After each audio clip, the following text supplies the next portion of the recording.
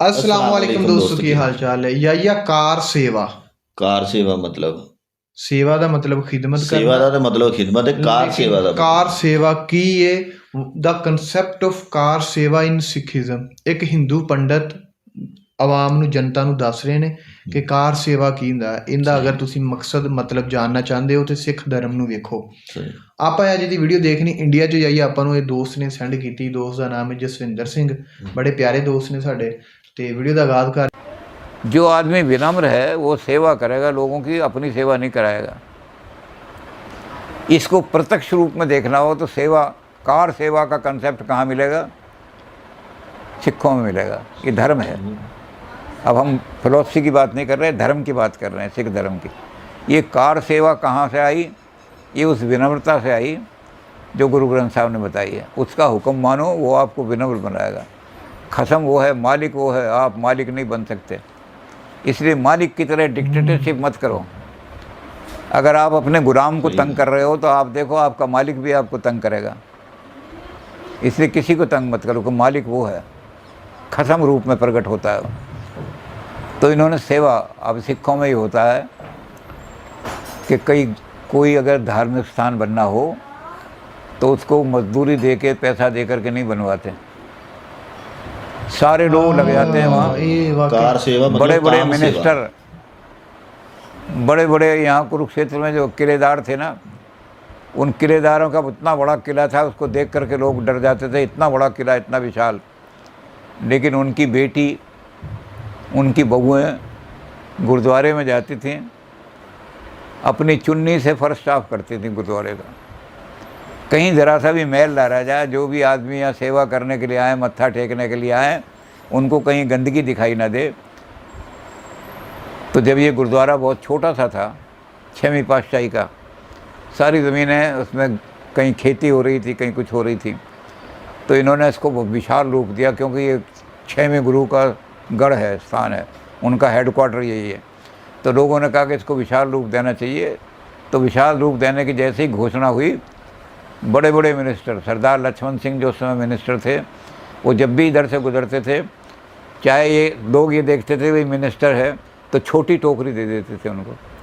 लेकिन ये था टोकरी में उन्होंने ईंट या जो भी गारा, जो भी उठाया, और वो जा कर के अंदर डाल दिए उन्होंने जाकर। और उनकी जो मिनिस्टानी थी, उनकी पत्नी, वो भी उतरती थी, अपनी चुन्नी से जा कर के थोड़ा सा हिस्सा साफ़ किया। क्योंकि मिनिस्टरों से ज़्यादा काम नहीं करवाते लोग, उनका थोड़ा बहुत लिहाज रखते हैं, वही मिनिस्टर है।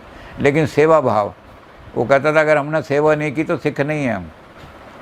गुरुद्वारा बन रहा है, गुरुद्वारे के बनने में अकाल तख्त को जब इंदिरा गांधी ने ध्वस्त कराया, तो जब उसका दोबारा निर्माण कराया सरकार ने, तो उन्होंने कहा कि हमारी परंपरा नहीं है, सरकार के द्वारा गुरुद्वारे नहीं बनाए जाते, गुरुद्वारे तो सेवा से बनते हैं। तो इन्होंने वो तोड़ दिया सरकार का बनाया हुआ, और सब तोड़ करके उन्होंने कार सेवा, वो सेवक लगा दिए सारे के सारे।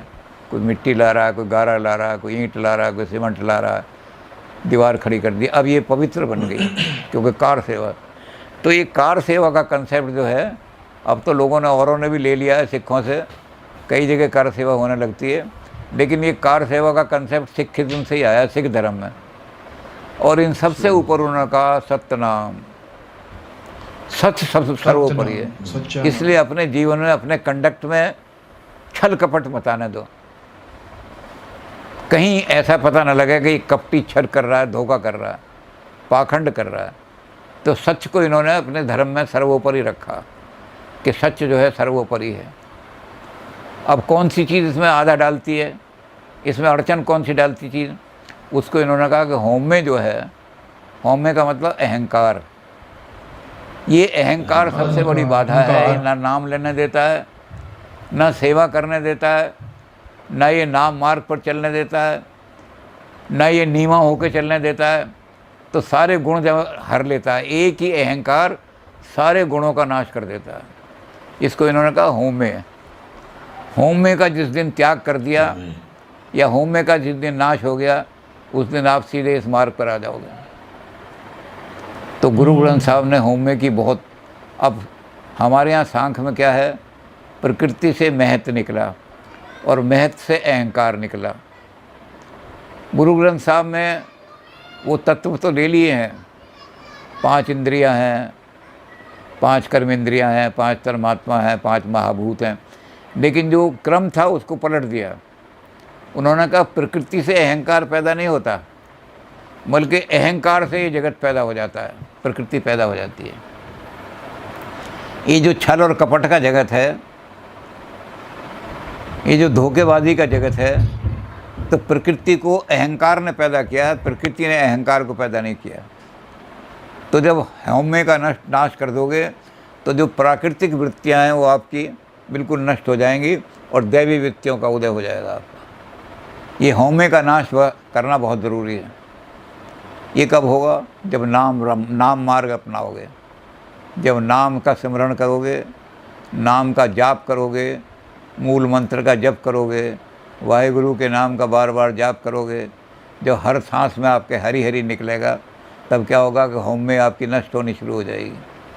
और जब हौमे का नाश हो गया तो संसार में 2 प्रकार के जीव बताए इन्होंने कि जीव 2 प्रकार के होते हैं। तो हौमे का नाश हो गया तो क्या हो जाएगा? एक होते हैं मनमुख लोग और एक होते हैं गुरुमुख लोग। सारे सिख धर्म में ये 2 ही तरह के जीवों की चर्चा की गई है। जैसे जैनियों में ये चर्चा के बद्ध जीव है, मुक्त जीव है या और जीव है, दूसरी जगह और तरह की चर्चा। तो यहाँ जीव के 2 ही रूप माने हैं। जो मनमुख है वो बिल्कुल, उसका भी बहुत वर्णन किया है। और मनमुख जो है वो सेल्फिश है, हर काम अपने स्वास्थ्य के लिए करता है। ये मनमुख जो है ये संसार के अंदर बड़ा पतन का कारण बन जाता है। ये अपने स्वार्थ के लिए बुरे से बुरा काम भी कर सकता है, जिससे मेरी संपदा बढ़े, मेरा नाम दुनिया में हो। ये मनमुख आदमी अपने तक ही सेंटर रहता है, सेल्फ सेंटर्ड। ये सेल्फ सेंटर्ड आदमी को कौन बनाएगा? इसको जब आप इधर लाओगे, गुरु की शरण में लाओगे, तो आदमी पहले तो आएगा नहीं, क्योंकि होम में इसको रोकेगी मेरा अहंकार। मैं किसी को गुरु नहीं मानता, मैं किसके पास नहीं जाता, मुझसे ज़्यादा ज्ञान किसको है। ये जो ज्ञान का अहंकार बन जाता है, ये भी होम में है। तू कितना ही ज्ञानी हो, लेकिन वो परम तुझसे सबसे ऊपर जो है वो मालिक तेरा वो बैठा हुआ है, उसके ज्ञान के आगे तो धूल भी नहीं है। तो इसलिए इस मनमुख को गुरुमुख बनाना ये सिख धर्म का काम है।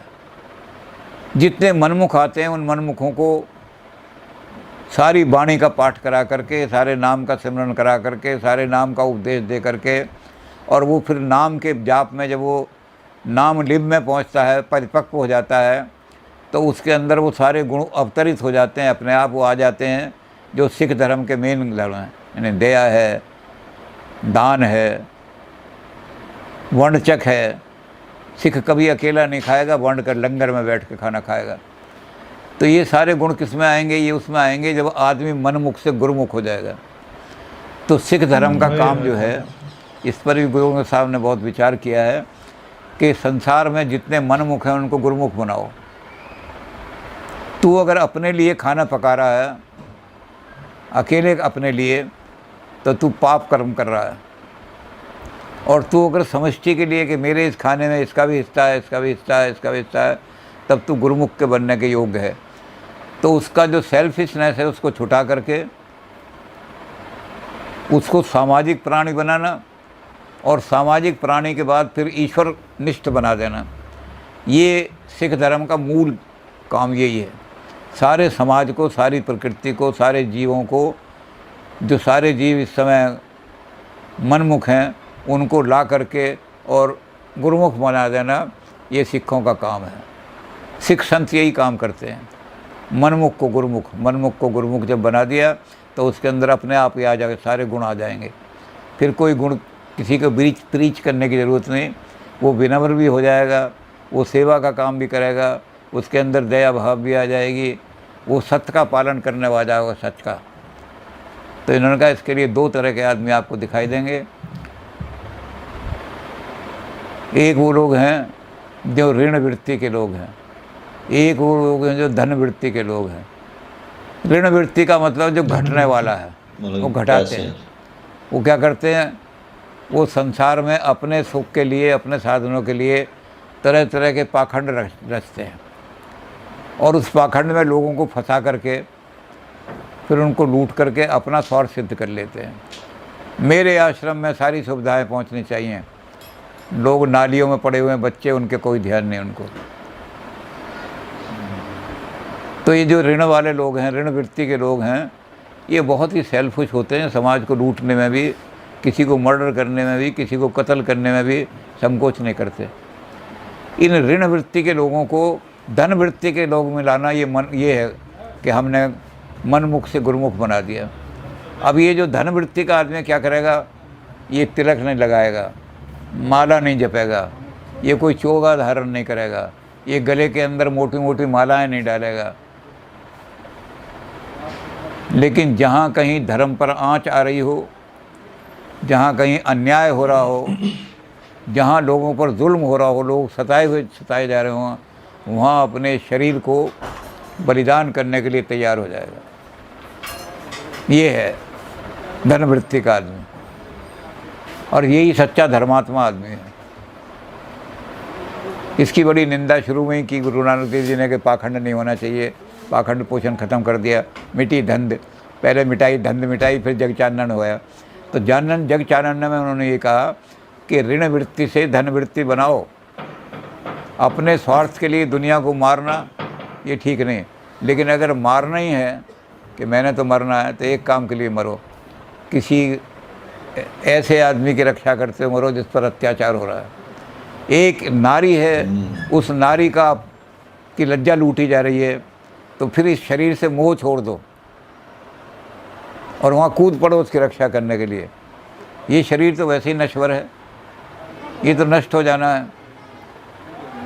तो इसलिए ये शरीर कहाँ काम आएगा। धनवृत्ति वाला कहेगा कि मैंने कभी आज तक चंदन नहीं लगाया, मैंने कभी आज तक माला नहीं जपी, मैंने आज तक कभी चोगे धारण नहीं किए, मैंने अपने कहीं चंदन वंदन लगा के और गले में मालाएं नहीं डाली, लेकिन मैं अपने अंदर ये वृत्ति रखी उसकी कि कहीं भी जुल्म हो रहा होगा तो मैं वहाँ खड़ा हो जाऊँगा और जुल्म नहीं होना दूँगा, अत्याचार नहीं होना। जहाँ धर्म का नाश हो रहा हो वहाँ इस शरीर को बलिदान कर दूँगा। सिखों ने सबसे ज़्यादा बलिदान दिए हैं दुनिया के अंदर। बलिदान की हिस्ट्री अगर पढ़ी जाए तो सबसे ज़्यादा मिलेगा कि धर्म की रक्षा करने के लिए बलिदान करने वाले लोग जो थे वो सिखों के गुरुओं ने बहुत पैदा किए। तो ये जब हम ऋण वृत्ति से धन वृत्ति की तरफ ले आएंगे तो मनमुख लोग जो हैं ये गुरुमुख हो जाएंगे, और यही काम सिख धर्म का है। गुरुमुख होने के बाद फिर अपने आप गुण में आते चले जाएंगे, और जैसे ही वो गुरुमुख हुआ वो फिर 5वीं स्टेज जो नाम की रखी है वो नामी के साथ एकाग्रता हो जाएगी उसकी। या बहुत ਵਧੀਆ ਵੀਡੀਓ ਸੀ ਇਹ। ਕੋਈ ਹਿੰਦੂ ਪੰਡਤ ਹੈ, ਹਿੰਦੂ ਬਾਬਾ ਜੀ ਹੈ, ਤੇ ਉਹ ਕਨਸੈਪਟ ਆਫ ਕਾਰ ਸੇਵਾ ਦੇ ਬਾਰੇ ਦੱਸਦੇ ਰਹੇ। ਫਿਰ ਉਹ ਸਾਰਾ ਕੁਝ ਸਿੱਖ ਧਰਮ ਦੇ ਬਾਰੇ ਦੱਸਦੇ ਰਹੇ। ਸਭ ਤੋਂ ਪਹਿਲਾਂ ਤੇ ਮੈਂ ਤੁਹਾਡੇ ਨਾਲ ਇਹ ਗੱਲ ਸ਼ੇਅਰ ਕਰਾਂ ਕਿ ਇਹਨਾਂ ਬਾਬਾ ਜੀ ਕੋਲ ਬਹੁਤ ਜ਼ਿਆਦਾ ਨੌਲੇਜ ਸੀ। ਹਾਂਜੀ, ਨੌਲੇਜ ਉਹਨਾਂ ਕੋਲ ਕਾਫੀ ਜ਼ਿਆਦਾ ਸੀ, ਤੇ ਉਹਨਾਂ ਨੇ ਕਾਰ ਸੇਵਾ, ਉਸ ਤੋਂ ਇਲਾਵਾ ਗੁਰੂਆਂ ਨੇ ਜੋ ਕੁਝ ਸਿੱਖੀ ਨੂੰ ਕਾਰ ਸੇਵਾ ਤੋਂ ਬਾਅਦ ਇਹਨਾਂ ਨੇ ਹੰਕਾਰ ਦੀ ਗੱਲ ਕੀਤੀ। ਹੰਕਾਰ ਤੋਂ ਬਾਅਦ ਇਹਨਾਂ ਨੇ ਗੱਲ ਕੀਤੀ ਕਿ ਸਿੱਖ ਧਰਮ ਦੇ ਜਿਹੜੇ ਲੋਕ ਨੇ ਉਹ ਉਹਨਾਂ 'ਚ 3-4 ਜਿਹੜੇ ਕਨਸੈਪਟ ਪਾਏ ਜਾਂਦੇ ਨੇ ਕਿ ਯਾਨੀ ਕਿ ਉਹ ਕਦੀ ਇਕੱਲੇ ਬਹਿ ਕੇ ਖਾਣਾ ਨਹੀਂ ਖਾਂਦੇ। ਮਤਲਬ ਕਿ ਸਿੱਖੀਜ਼ਮ ਦੇ ਜਿਹੜੇ ਮੇਨ ਕਨਸੈਪਟ ਨੇ ਨਾ ਉਹ ਸਾਰੇ ਦੱਸੇ ਉਹਨਾਂ ਨੇ, ਸਾਰੇ ਦੱਸੇ। ਤੇ ਆਪਾਂ ਪਹਿਲੇ ਕਾਰ ਸੇਵਾ ਦੀ ਵਾਰੀ ਸਿਰ ਗੱਲ ਕਰਨੇ ਆ ਕਿ ਜਿਵੇਂ ਕਾਰ ਸੇਵਾ ਦੀ ਗੱਲ ਕੀਤੀ, ਮੈਨੂੰ ਇਹ ਸਮਝ ਪਹਿਲੇ ਨਹੀਂ ਸੀ ਕਿਉਂਕਿ ਲਫ਼ਜ਼ ਨਵਾਂ ਜਿਹਾ ਸੀ, ਮੈਨੂੰ ਸਮਝ ਨਹੀਂ ਆਈ ਕਿ ਕਾਰ ਸੇਵਾ ਦਾ ਮਤਲਬ ਕੀ। ਲੇਕਿਨ ਜਦੋਂ ਅੱਗੇ ਚੱਲ ਕੇ ਸਮਝ ਆ ਕਿ ਕਾਮ ਕਾਜ ਜਿਹਨੂੰ ਕਹੀਦਾ ਉਰਦੂ 'ਚ, ਜਾਂ ਕੰਮ, ਯਾਨੀ ਕਿ ਆਪਣੇ ਹੱਥ ਦੇ ਨਾਲ, ਆਪਣੇ ਦਸਤ ਦੇ ਨਾਲ ਖੁਦ ਕੰਮ ਕਰਨਾ। ਹਾਂਜੀ, ਤੇ ਉਹ ਮਤਲਬ ਕਿ ਜਿਹੜੇ ਗੁਰਦੁਆਰਾ ਬਣ ਰਿਹਾ ਤੇ ਉਹਦੀ ਮਤਲਬ ਕਿ ਜੋ ਵੀ ਉਹਦਾ ਕੰਮ ਹੈ ਉਹ ਲੋਕ ਬਿਲਾ ਮੁਆਵਜ਼ਾ ਕਰਦੇ ਨੇ, ਤੇ ਨਾ ਹੀ ਉਹਦੀ ਕੋਈ ਉਜਰਤ ਦਿੱਤੀ ਜਾਂਦੀ, ਤੇ ਨਾ ਹੀ ਉਹ ਉਜਰਤ ਲੈਣਾ ਚਾਹੁੰਦੇ ਲੋਕ। ਇਹ ਕਿੰਨੀ ਵਧੀਆ ਗੱਲ ਹੈ ਕਿ ਆਪਣੇ ਤੇ ਇਧਰ ਮਸਜਿਦ ਵਗੈਰਾ ਬਣਦੀ ਹੋਵੇ ਨਾ ਤੇ ਉਹ ਦਿਹਾੜੀਦਾਰ ਬੰਦੇ ਲੱਗਦੇ ਨੇ, ਉਹ ਦਿਹਾੜੀ ਲੈਂਦੇ ਨੇ। ਇੱਥੇ ਭਲਾ ਕੀ ਹੁੰਦਾ, ਕਿਸੇ ਪਿੰਡ 'ਚ ਜਾਂ ਕਿਸੇ ਇਲਾਕੇ 'ਚ ਗੁਰਦੁਆਰਾ ਬਣ ਰਿਹਾ ਨਾ ਤੇ ਡੇਲੀ ਇੱਕ ਬੰਦਾ ਆ ਜਾਂਦਾ ਤੇ ਉਹ ਦਿਹਾੜੀ ਲਾਉਂਦਾ, ਯਾਨੀ ਕਿ ਉਹ ਸੇਵਾ ਕਰਕੇ ਜਾਂਦਾ, ਆਪਣੇ ਹਿੱਸੇ ਦੀਆਂ ਜਿੰਨੀਆਂ ਵੀ ਇੱਟਾਂ ਲਵਾ ਸਕਦਾ ਜੋ ਵੀ ਉਹ ਕਰਕੇ ਤੇ ਉਹ ਜਾਂਦਾ। ਹਾਂਜੀ, ਤੇ ਫ੍ਰੀ ਜਾਂਦਾ, ਪੈਸੇ ਨਹੀਂ ਲੈਂਦੇ। ਹਾਂਜੀ, ਤੇ ਇਹ ਕਨਸੈਪਟ ਜਿਹੜਾ ਨਾ ਸਿੱਖੀਜ਼ਮ ਦਾ ਮਤਲਬ ਕਿ ਮੇਨ ਕਨਸੈਪਟ ਹੈ ਕਿ ਇਬਾਦਤ ਗਾਹਾਂ ਜਿਹੜੀਆਂ ਨੇ ਨਾ ਉਹ ਸੇਵਾ ਨਾਲ ਬਣਾਈਆਂ ਜਾਂਦੀਆਂ, ਸਰਕਾਰ ਦੇ ਪੈਸੇ ਨਾਲ ਨਹੀਂ। ਸਰਕਾਰ ਦੇ ਪੈਸੇ ਨਾਲ ਨਹੀਂ। ਇਹ ਸਿੱਖੀਜ਼ਮ ਦਾ ਮਤਲਬ ਕਿ ਇੱਕ ਮੇਨ ਉਹਨਾਂ ਨੇ ਜਿਹੜਾ ਕਾਰ ਸੇਵਾ ਦਾ ਕਨਸੈਪਟ ਦੱਸਿਆ। ਫਿਰ ਉਸ ਤੋਂ ਬਾਅਦ ਉਹਨਾਂ ਨੇ ਗੱਲ ਕੀਤੀ ਕਿ ਜਿਹੜਾ ਮਨਮੁਖ ਤੋਂ ਗੁਰਮੁਖ ਬਣਾਉਣਾ, ਜੋ ਕਿ ਸਭ ਤੋਂ ਜ਼ਿਆਦਾ ਜ਼ਰੂਰੀ ਚੀਜ਼ ਹੈ, ਸਭ ਤੋਂ ਮੁਸ਼ਕਲ ਹੈ, ਸਭ ਤੋਂ ਮੁਸ਼ਕਲ ਤੇ ਸਭ ਤੋਂ ਜ਼ਰੂਰੀ ਚੀਜ਼ ਹੈ। ਕਿ ਮਨਮੁਖ ਜਿਹੜਾ ਬੰਦਾ ਨਾ ਉਹ ਮਨ ਦੀ ਸੈਲਫਿਸ਼, ਕਿਉਂਕਿ ਉਹਨੇ ਆਪਣੇ ਮਨ ਦੀ ਵੇਖਣੀ, ਉਹਨੇ ਨਹੀਂ ਵੇਖਣਾ ਕਿ ਇਹਦੇ 'ਚ ਕਿਸੇ ਦਾ ਫਾਇਦਾ ਨੁਕਸਾਨ ਹੈ, ਉਹ ਆਪਣਾ ਫਾਇਦਾ ਨੁਕਸਾਨ ਹੀ ਵੇਖਦਾ। ਉਹਨੇ ਹਰ ਚੀਜ਼ ਦੇ ਜਗ੍ਹਾ 'ਤੇ ਨਾ ਆਪਣੇ ਆਪ ਨੂੰ ਸੈਂਟਰ ਰੱਖਿਆ ਹੁੰਦਾ ਕਿ ਵੀ ਮੇਰੇ ਆਲੇ ਦੁਆਲੇ ਸਾਰੀ ਚੀਜ਼ਾਂ ਘੁੰਮਦੀਆਂ ਰਹਿਣ, ਕਿਸੇ ਨੂੰ ਕੁਛ ਐ ਲੱਭੇ ਜਾਂ ਫਿਰ ਜਦੋਂ ਉਹ ਗੁਰਮੁਖ ਬਣ ਜਾਂਦਾ ਤੇ ਫਿਰ ਕੀ ਹੁੰਦਾ? ਜਦੋਂ ਗੁਰਮੁਖ ਬਣ ਜਾਂਦਾ ਫਿਰ ਉਹ ਲੋਕਾਂ ਦੀ ਫਿਕਰ ਕਰਨਾ ਸ਼ੁਰੂ ਕਰ ਦਿੰਦਾ। ਫਿਰ ਜਿਵੇਂ ਵੰਡ ਛਕੋ ਹੋਏ, ਉਹ ਨਾਮ ਦੇ ਨਾਲ ਜੁੜ ਜਾਂਦਾ। ਹਾਂਜੀ, ਉਹ ਵੰਡ ਛਕੋ ਵਾਲਾ ਕਨਸੈਪਟ ਇਸ ਤਰ੍ਹਾਂ ਹੀ ਨਾ ਕਿ ਜਦੋਂ ਬੰਦਾ ਗੁਰਮੁਖ ਬਣਦਾ ਉਦੋਂ ਹੀ ਵੰਡ ਛਕਦਾ ਨਾ, ਵੀ ਮਤਲਬ ਕਿ ਵੰਡ ਕੇ ਖਾਂਦਾ। ਨਹੀਂ ਤੇ ਅਗਰ ਉਹ ਮਨਮੁਖ ਹੈ ਤੇ ਫਿਰ ਤੂੰ ਆਪ ਹੀ ਖਾਏਗਾ। ਤੇ ਵੰਡ ਛਕੋ ਵਾਲੀ ਜਿਹੜੀ ਹੈ ਉਹ ਜਦੋਂ ਗੁਰਮੁਖ ਬੰਦਾ ਹੋ ਜਾਂਦਾ ਫਿਰ ਹੀ ਜੋ ਹਾਂਡੀ ਪਕਾ ਰਿਹਾ ਜਾਂ ਸਾਲਣ ਪਕਾ ਰਿਹਾ ਉਹਦੇ ਜ਼ਿਹਨ 'ਚ ਹੋਏਗਾ ਕਿ ਸੈਲਫਨੈਸ ਉਹਦੀ ਖਤਮ ਹੋਈ ਹੋਏਗੀ, ਕਿ ਉਹ ਕਹੇਗਾ ਕਿ ਇਹਨੇ 'ਚ ਫਲਾਣੇ ਦਾ ਵੀ ਹਿੱਸਾ, ਫਲਾਣੇ ਦਾ ਵੀ ਹਿੱਸਾ। ਇਹ ਸਾਰੇ ਲੋਕ ਦਸਵੰਧ ਦਿੰਦੇ ਨੇ, ਹਰ ਮਹੀਨੇ ਬਾਅਦ ਦਿੰਦੇ ਨੇ। ਤੇ ਬਹੁਤ ਵਧੀਆ ਵੀਡੀਓ ਦੋਸਤੋ ਭਾਈ ਜਸਵਿੰਦਰ ਸਿੰਘ ਇੰਡੀਆ 'ਚ ਉਹਨਾਂ ਨੇ ਸਾਨੂੰ ਸੈਂਡ ਕੀਤੀ। ਇਸ ਤਰ੍ਹਾਂ ਹੋਰ ਵੀ ਦੋਸਤ ਸਾਨੂੰ ਵੀਡੀਓ ਸੈਂਡ ਕਰ ਸਕਦੇ ਨੇ। ਵੀਡੀਓ 'ਚ ਉਹਨਾਂ ਦਾ ਨਾਮ ਲਿਆ ਜਾਏਗਾ, ਵੀਡੀਓ 'ਚ ਉਹਨਾਂ ਦੇ ਬਾਰੇ ਦੱਸਿਆ ਜਾਏਗਾ ਤੇ ਉਹਨਾਂ ਦਾ ਸਾਰਾ। ਉਸ ਤੋਂ ਬਾਅਦ ਅਸੀਂ ਇਹ ਤੁਹਾਡੀ ਰਿਕੁਐਸਟ 'ਤੇ ਵੀਡੀਓ ਪੂਰੀ ਕਰਾਂਗੇ। ਦੋਸਤੋ ਚੈਨਲ ਨੂੰ ਜ਼ਰੂਰ ਸਬਸਕ੍ਰਾਈਬ ਕਰਿਆ ਕਰੋ, ਵੀਡੀਓ ਨੂੰ ਲਾਈਕ ਕਰਿਆ ਕਰੋ, ਦੋਸਤਾਂ ਨਾਲ ਸ਼ੇਅਰ ਕਰਿਆ ਕਰੋ। ਮਿਲਦੇ ਨਵੀਂ ਵੀਡੀਓ ਨਾਲ। ਸਾਨੂੰ ਦੇ ਇਜਾਜ਼ਤ। ਅੱਲਾ।